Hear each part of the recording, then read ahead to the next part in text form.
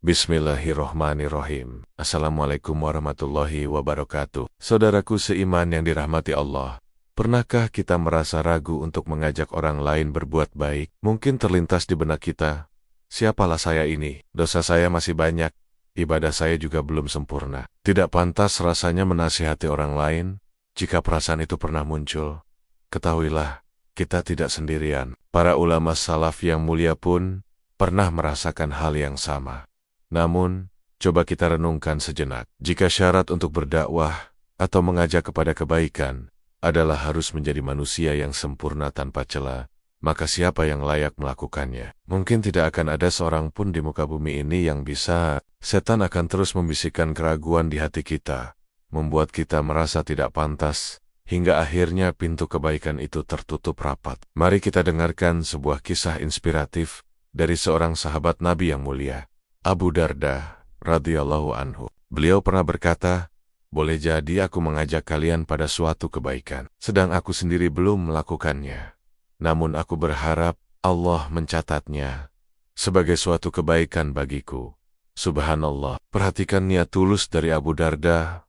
Beliau tetap mengajak kepada kebaikan, bukan karena merasa sudah sempurna, tetapi karena berharap ridha dan pahala dari Allah Subhanahu wa Ta'ala. Ajakan itu sendiri adalah sebuah kebaikan. Nasihat ini diperkuat oleh ucapan seorang ulama besar dari generasi tabi'in, Sa'id bin Jubair rahimahullah. Beliau mengatakan, jika tidak boleh melakukan amar ma'ruf dan nahi mungkar, kecuali orang yang sempurna, niscaya tidak ada satupun orang yang boleh melakukannya. Ucapan ini bahkan dinilai sangat tepat oleh Imam Malik.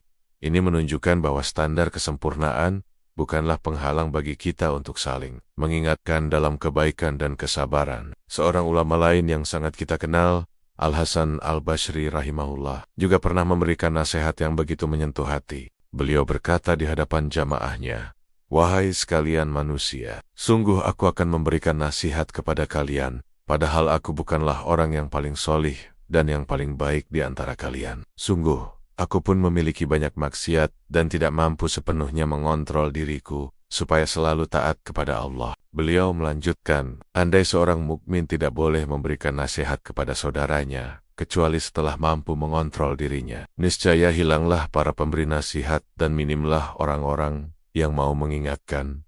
Betapa dalamnya makna ucapan ini. Justru dengan saling menasihati, kita sedang menguatkan satu sama lain. Nasihat yang kita berikan kepada orang lain, pada hakikatnya adalah nasihat untuk diri kita sendiri terlebih dahulu. Ia menjadi pengingat dan cambuk bagi kita untuk terus berusaha menjadi lebih baik. Jadi, jangan pernah menunggu menjadi malaikat untuk mulai menebar kebaikan. Jangan menunggu menjadi suci tanpa dosa untuk mengajak saudara kita ke jalan Allah. Mulailah dari apa yang kita bisa.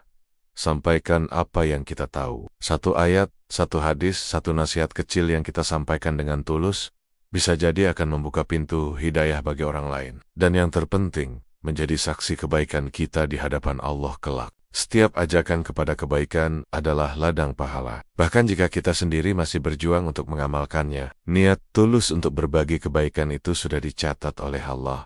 Semoga Allah memberikan kita kekuatan dan keikhlasan untuk terus menjadi pribadi yang bermanfaat, saling menasihati dalam kebenaran dan kesabaran. Walaupun kita sadar bahwa diri ini masih jauh dari kata sempurna. Terima kasih telah menyimak hingga akhir. Dukung terus dakwah sederhana ini dengan menekan tombol like. Bagikan video ini kepada orang-orang yang kita sayangi, dan subscribe channel ini. Niatkan semua itu sebagai ibadah. Semoga Allah meridai dan menjadikannya amal jariah yang pahalanya terus mengalir untuk kita semua. Amin ya rabbal alamin. Wassalamualaikum warahmatullahi wabarakatuh.